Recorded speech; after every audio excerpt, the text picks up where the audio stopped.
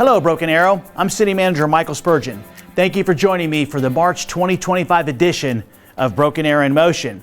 This month, we'll have park project updates, we'll discuss some water and sewer infrastructure improvements, and several of the road improvement projects that are underway throughout our city. So let's get started.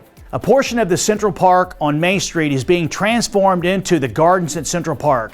The new park is going to be an amazing improvement to the area. Here's what's happening. The pergola, the electric lines, and the walkways are completed. And now, with the arrival of warmer weather, a crew from the contractor, Motown Outdoors, is planting the garden, trees, and landscaping. Each planting is bringing the dream of a destination garden to life. The Gardens at Central Park will also have 4 large gardens and an entry plaza, signage, and benches. In addition to the trees, the other plantings are expected to be finished by sometime in early May. We will celebrate the opening of the Gardens at Central Park later this spring, so stay tuned for more information about the ribbon cutting ceremony.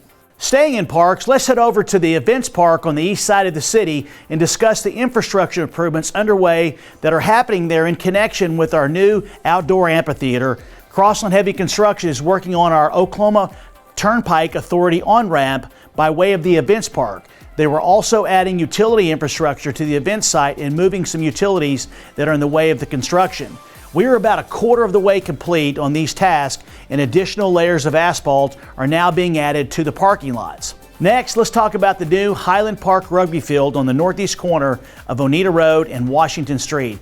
Ivor Green, the contractor, is in the middle of the site excavation and grading. I'm told they are already 50% complete on these tasks. The field will include natural turf rugby and soccer fields with 236,000 square feet of natural turf surface and a parking lot. Next, let's discuss improvements to the city's water and sewer infrastructure. A new 2.5 million gallon water tower is currently under construction at the corner of New Orleans Street and Lynn Lane. The contractors completed the tank's foundation and are simultaneously constructing an access road and digging the detention pond associated with the tower. The detention pond and the access road are about 45% complete at this point. This project will help accommodate the residential growth in South Broken Arrow and is expected to be completed sometime in 2026. We have another infrastructure project that is finishing up east of Garnett Road and off of New Orleans. I'm talking about the Hakey Creek Sewer and Water Line Rehabilitation Project. This project included the installation of 555 linear feet of 12-inch water line and 345 linear feet of 8-inch sewer line. I can report this project is roughly 95% complete and will only have a few of the what we call punch list items left to be done. Over at Melinda Park subdivision near Albany Street and Garnett Road, the pipe bursting portion of the water and sewer line rehabilitation project continues. This trenchless sewer line repair method replaces existing underground pipes by forcing the old pipe to burst and puts new high-density pipes into their place. This process minimizes the need for large trenches and reduces damages to area landscaping and surrounding infrastructure. The engineering and construction department tells me that the project, I'm excited to say, is about 95% complete on their water line and about 60% complete on the sewer line. Site cleanup is underway where it is safe to do so. We expect this project to be completed sometime in the late summer of this year. In South Broken Arrow, progress is underway at the Arrow Forge Innovation District.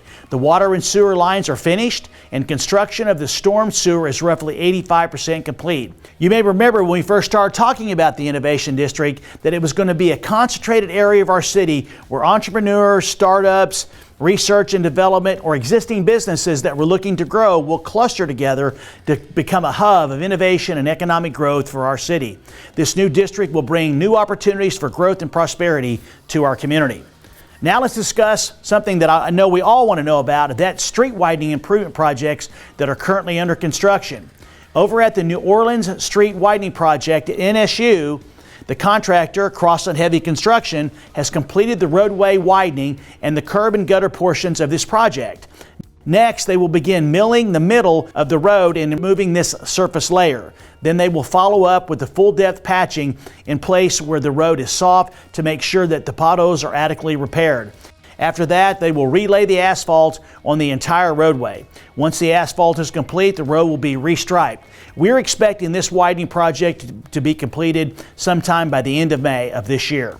Another project that is finishing up is the 37th Street widening project between Albany and Kenosha Streets.